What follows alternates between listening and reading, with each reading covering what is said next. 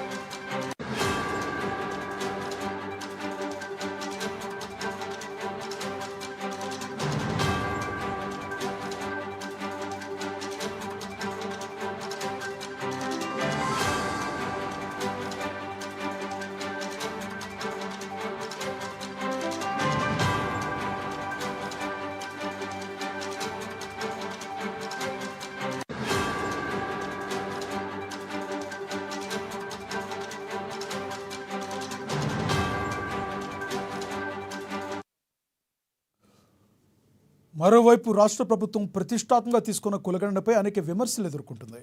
ముఖ్యంగా బీసీ సంఘాల నాయకులు, ప్రతిపక్షాల కులగణన వల్ల బీసీలకి అన్యాయం జరుగుతుందని, బీసీలు లెక్క తగ్గాయంటూ విమర్శించడంతో పాటుగా అసంతృప్తి వ్యక్తం చేశారు. బీసీ జనాభా తగ్గించారు అంటూ బీసీ సంఘాలు ఉద్యమించాయి.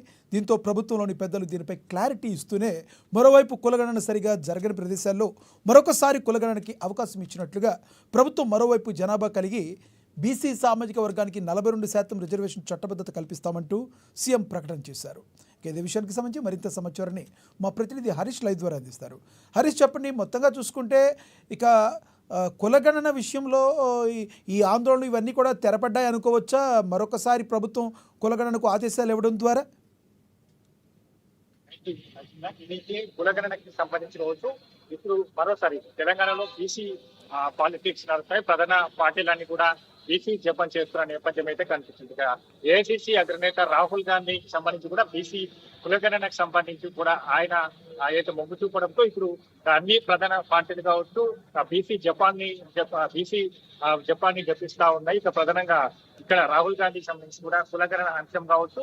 ఇప్పటికే తెలంగాణ ప్రభుత్వం సంబంధించి కూడా ప్రతిష్టాత్మకంగా సర్వే చేసింది. ఆ సర్వే సబ్ కమిటీకి సంబంధించి కూడా నివేదికలను కూడా వెల్లడించిన నేపథ్యం మీద మరోసారి రీసర్వే జరుగుతుంది. ఎవరైతే మొన్న సర్వేలో పాల్గొనే వారు ఉన్నారో వాళ్ళందరికీ సంబంధించి కూడా ప్రత్యేక కార్యక్రమం జరగబోతా ఉన్నది. ఇంకా 28వ తేదీ వరకు కూడా ఈ మరోసారి రీసర్వేలో పాల్గొనే వారంతా కూడా మరోసారి అవకాశం కల్పించింది. ఇంకా బీసీలకు 42% సంబంధించి కూడా రిజర్వేషన్ కల్పిస్తామని కాంగ్రెస్ పార్టీ ఎన్నికల ముందు ఇచ్చిన హామీకి కట్టుబడి ఉంది.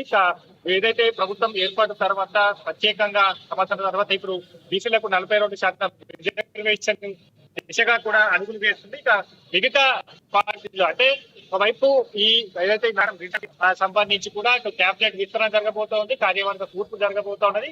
ఈక్వేషన్స్ కూడా మాకు సామాజిక వర్గాలకు సంబంధించి అనుగుణంగా జరుగుతాయంటూ అక్కడ కాంగ్రెస్ నేతలు ఏదైతే దీనికి సంబంధించి కూడా ఆశాభావం వ్యక్తం చేస్తున్న నేపథ్యం ఉన్నది. ఇక మరోవైపు బీసీ పాలిటిక్స్ అంటే కాంగ్రెస్ ప్రభుత్వం తీసుకున్న ఈ ప్రతిష్టాత్మకంగా నిర్ణయానికి పైన కూడా ఇతర పార్టీలు డిపెండెన్స్ లో పడ్డాయి. ఇక ప్రధానంగా బీసీ జపాన్ని చెప్పిస్తున్న నేపథ్యం ఉన్నది. ఇప్పటికే కాంగ్రెస్ ప్రభుత్వం ఇచ్చిన హామీలకు కట్టుబడి ఉంది. బీసీ ఏదైతే కులగణన కావచ్చు, మిగతా సంబంధించిన రిజర్వేషన్లకు ఇప్పుడు కట్టుబడి కండటి కూడా ప్రాసెసింగ్ జరుగుతా ఉన్న నేపథ్యంలో ఇప్పుడు బీసీ సీఎం అంటూ కూడా తెర మీదకి వచ్చిన నేపథ్యంలో స్వయంగా ఎంపీ మల్లు రవి కావచ్చు, పిసిసి చీఫ్ మహేష్ కుమార్ గౌడ్ తో పాటుగా సీఎం రేవంత్ రెడ్డికి సంబంధించి కూడా ఆయన బీసీ సీఎం కి సంబంధించి కూడా ప్రత్యేకంగా వ్యాఖ్యలు చేశారు. ఇప్పుడు చర్చనీయాంశంగా కూడా ఇప్పుడు మారిన నేపథ్యం అయితే, ఎందుకంటే కులగణన అమలు చేస్తూ 42% బీసీలకు ఏదైతే రిజర్వేషన్లు దిశగా నేపథ్యంలో ఇప్పుడు బీసీ ఇచ్చిన సీఎం రాబోతా ఉంటాడు. కాంగ్రెస్ పార్టీతోనే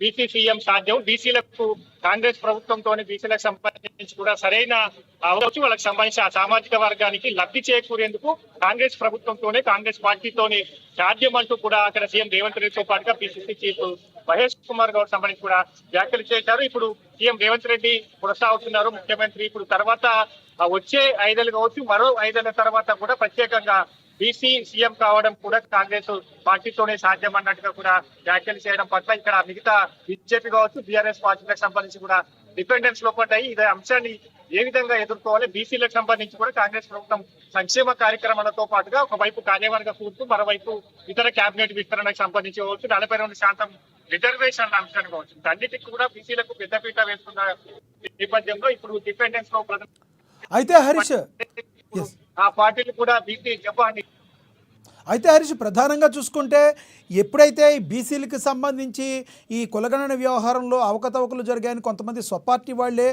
కాంగ్రెస్ మీద తీవ్ర విమర్శలు చేసిన నేపథ్యంలో ఈ రోజున బీసీ ముఖ్యమంత్రి కాంగ్రెస్ అంటే ఒక రకంగా బీజేపీ కానీ బీఆర్ఎస్ పార్టీ కానీ రెండు కూడా సెల్ఫ్ డిఫెన్స్లో పడిపోయే అవకాశం ఉందంటారా? ఇది మళ్ళీ కాంగ్రెస్ తనకు అనుకూలంగా మలుచుకునే అవకాశం గట్టిగా ఉందంటారా? ఖచ్చితంగా, ఎందుకంటే ఇప్పటికే బీసీ కులగణనకు సంబంధించి కూడా దేశవ్యాప్తంగా తెలంగాణలో రోల్ మోడల్ గా మారింది. రిజర్వేషన్ల అంశం సంబంధించి కావచ్చు, సర్వే కావచ్చు. గతంలో సర్వే జరిగినా కూడా బీఆర్ఎస్ పార్టీ 10 ఏళ్ల అధికారంలో ఉన్న నేపథ్యంలో సర్వే చేసినా కూడా దాన్ని బయట పెట్టడి నేపథ్యం కావచ్చు. మరోవైపు అంశాన్ని కూడా ప్రధానంగా కాంగ్రెస్ పార్టీ ఎన్నికల ముందు కూడా ప్రచారంలో పెద్ద ఎత్తున ప్రచారం చేసింది. ఏదైతే బీసీలకు సంబంధించి కూడా బీఆర్ఎస్ ప్రభుత్వం అన్యాయం చేసింది, రిజర్వేషన్లు కల్పిస్తామని కూడా చెప్పి స్థానిక ఏదైతే రిజర్వేషన్లకు సంబంధించి కూడా 33% కుదించింది. బీఆర్ఎస్ పార్టీ కూడా ప్రత్యేకంగా ఎన్నికల ముందు ప్రచారాలు నిర్వహించింది. ప్రత్యేకంగా కాంగ్రెస్ ప్రభుత్వం ఏర్పాటైన తర్వాత 42% రిజర్వేషన్లు తీసుకొస్తాం, కులగణన చేపడతామని చెప్పి దాంతో పాటుగా బీజేపీకి సంబంధించి కూడా బీజేపీకి సంబంధించి కూడా 10 ఏళ్లు అధికారంలో కొనసాగుతూ వచ్చిన నేపథ్యంలో బీసీలకు సంబంధించిన కులగణన బీజేపీకి చిత్తశుద్ధి లేదు. ఒకవేళ చిత్తశుద్ధి ఉంటే కేంద్రంలో అధికారంలో ఉన్నది బీజేపీ, చేయాలనుకుంటే మాత్రం ఈ సంబంధించి కూడా ఈజీగా ప్రాసెసింగ్ జరపవచ్చు. దానికి సంబంధించి కూడా ఏదైతే 42% రిజర్వేషన్లకు సంబంధించి కూడా 9వ షెడ్యూల్ ఏర్పాటు చేసి బీజేపీ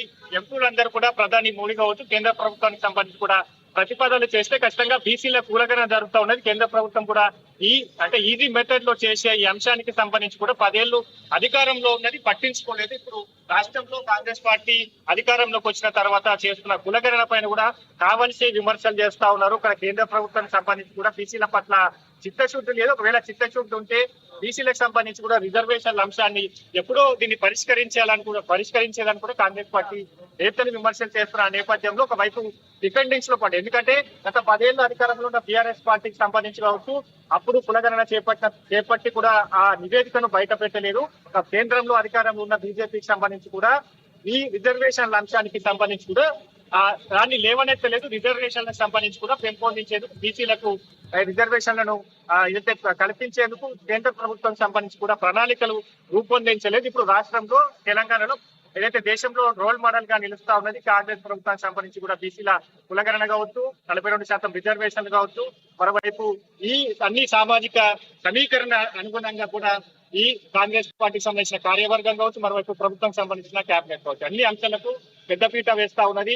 అన్నిటిని సంబంధించి కూడా ఎదుర్కోవడంలో ఇరు పార్టీలు డిపెండెన్స్ లో పడి దాంట్లో భాగంగానే ఇప్పుడు బీసీ నినాదాన్ని తెర మీద తీసుకొస్తా ఉన్నారు. మరోవైపు కాంగ్రెస్ పార్టీకి సంబంధించి కూడా భవిష్యత్తులో బీసీ సీఎం కాబోతున్నారు. బీసీ సామాజిక వర్గానికి సంబంధించి కూడా వచ్చే సంబంధించి కూడా త్వరలో సీఎం కాబోతున్నట్టుగా కూడా ఇప్పుడు ఈ వ్యాఖ్యలు చేయడం పట్ల కూడా ఇతర ప్రతిపక్ష పార్టీలు ఏ విధంగా ఎదుర్కొంటాయి దీనిపైన కూడా అయితే వేచి చూసే అవకాశం అయితే ఉంది. Thank you Harish.